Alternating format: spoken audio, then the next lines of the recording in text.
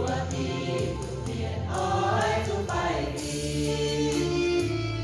sự đi qua lắng ai như con bùa vua ôi cùng đô ra lại nói nghe gì ngừng luôn dẫn tay tôi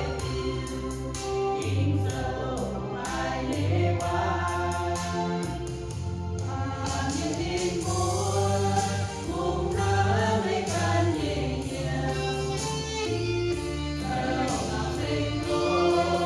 mới chia mãi mãi đến gì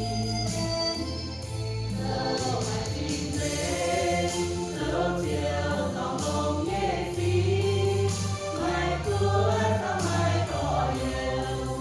tham can nói tu chiến yêu ôi